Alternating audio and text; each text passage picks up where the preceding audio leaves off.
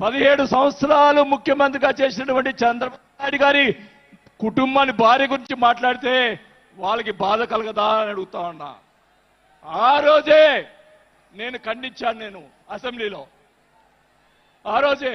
అలాగే మన నాయకుడు పవన్ కళ్యాణ్ గారు, ఆయన గురించి మాట్లాడావు పోసాని మురళీకృష్ణ గారు.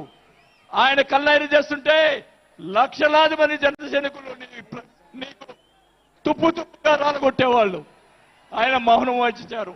నేనైతే చెప్తా ఉన్నా, కుటుంబాన్ని అలా మాట్లాడారు కాబట్టి వాళ్ళని 9 నెలలు, ఇంకా 9 నెలల తర్వాత అరెస్ట్ చేశారు. నేనైతే గవర్నమెంట్ ఇచ్చిన మరుసటి రోజే లాఠీతో రాలగొట్టించి లోపల వేయించేవాడిని కూడా ఈ సభకు అర్థం చేసుకుంటా ఉన్నా.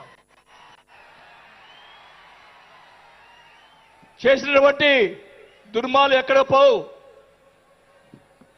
దుర్మార్గానికి ఎక్కడికి పోవు. ఒకటే చెప్తా ఉన్నా,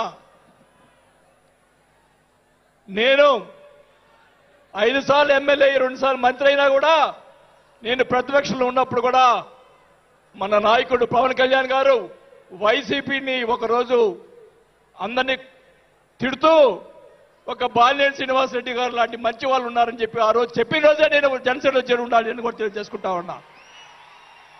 ఆ రోజు చేరకపోవటం నా దౌర్భాగ్యం. నేను ఈరోజు చెప్తా ఉన్నా, స్పీచ్ 9 నెలలు అయిపోయిందమ్మా ఇవ్వటం, అందువల్ల గొంతు ఇది అయిపోయింది. దయచేసి నేను మీ పిఠాపురం సాక్షిగా నిజాలే చెప్తా ఉన్నా. గవర్నమెంట్ వచ్చిన తర్వాత చిన్న చిన్న కార్యకర్తల మీద కేసులు పెట్టి లోపలేశారు. వాళ్ళని కాదండి లోపలేయాల్సింది, కోట్లు సంపాదించున్నారు. వాళ్ళని ఇంకా లోపలేలా, అదే నా బాధ.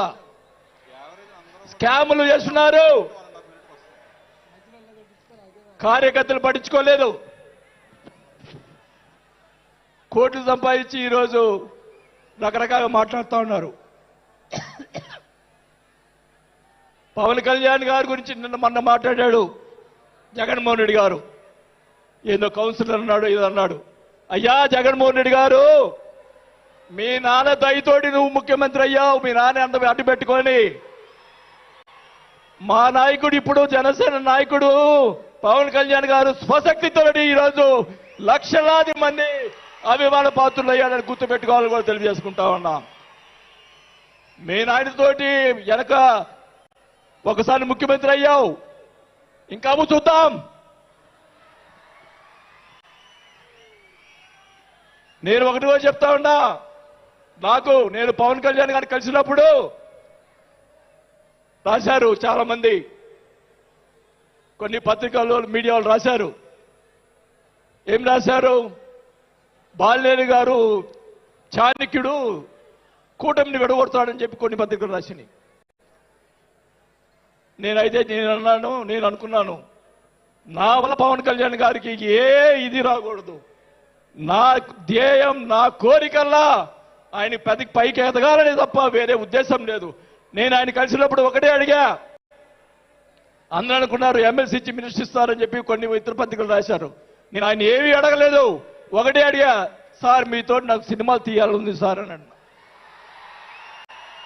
నా కోరిక అదే సార్. నేను 5 సార్లు ఎమ్మెల్యే అయ్యా, 2 సార్లు మంత్రి అయ్యా, చాలు నాకు. ఇట్లాంటి బూతులు తిట్టే రాజకీయాలు మాకు వద్దు సార్, మీతోటి ప్రయాణం చేస్తా. జనసేనని నా సాయి శక్తులా నేను చేయగలని. మా జిల్లాలో 6 నెలల తర్వాత కార్పొరేట్లను చేర్పించాం. మీరు ఛాన్స్ ఇవ్వండి, మా జిల్లాలో జిల్లా పరిషత్తు అన్నీ కూడా జనసేన చేస్తానని కూడా మాకు తెలియజేసుకుంటా ఉన్నా. మాకు ఇవ్వండి ఛాన్స్. నన్ను ఆపద్దు. నాకు జరిగిన అన్యాయం మళ్ళా ఒకరోజు మీటింగ్లో చెప్తా. ఒకరోజు చెప్తే సరిపోదు, ఎందుకంటే టైం లేదు కాబట్టి. నాకు అన్యాయం జరిగిందని చెప్తా. జగన్మోహన్ రెడ్డి గారు చేసినటువంటి అన్యాయాలని చెప్తా, నాకు జరిగినటువంటి అన్యాయాలు. నేను ఒకటే చెప్తా ఉన్నాను సార్, మీకు కూడా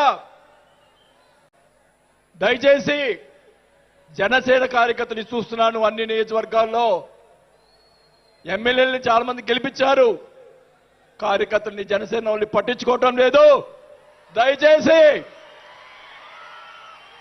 దయచేసి చంద్రబాబు నాయుడు గారు,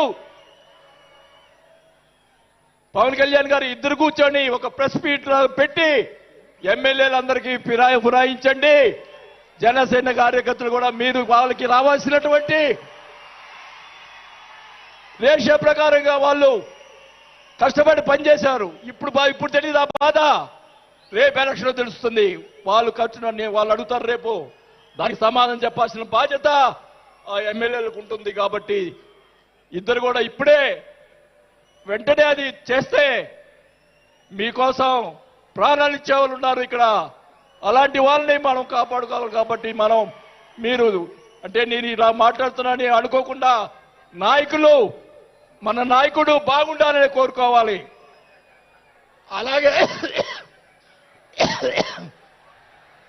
అలాగే మీరు కూడా జన సైనికులు కూడా మీరు కూడా మీ పక్కన వాళ్ళని మంచిగా చూడండి. మన పార్టీ పైకి తీసుకొచ్చేదానికి మన నాయకుడు ఇంకా ఎదిగేదాని కోసం ఇంకా కూడగొట్టుకోవాల్సిన బాధ్యత కూడా మీ మీద ఉందని కూడా ఈ సభాముఖంగా తెలియజేసుకుంటా ఉన్నాం. మన నాయకుడు మనల్ని కాపాడుతాడు. మన నాయకుడిని ఎదిగించేదాని కోసం మీరందరూ కూడా కష్టపడాలని చెప్పి కూడా కోరుకుంటూ, నా ప్రాణం ఉన్నంత వరకు నేను పవన్ కళ్యాణ్ తోటి గారితోటే ఉంటాను. నాకు పదవి వచ్చినా రాకపోయినా పర్వాలేదు, నేను పవన్ కళ్యాణ్ తోటే ఉంటాను. నేను రాజకీయంలో నాకు జరిగిన అన్యాయాలు 1 కాదు 2 కాదు, మా నానిచ్చిన నీ ఈరోజు ఛాలెంజ్ చేస్తున్నా పిఠాపురంలో అమ్మవారి సాక్షిగా మా నానిచ్చిన ఆస్తిలోనే నేను సగం భాగం పైన నేను అమ్ముకున్నాను ఈ రోజు అని కూడా ఈ సభాముఖంగా తెలియజేసుకుంటా ఉన్నాం. అయినా కానీ నేను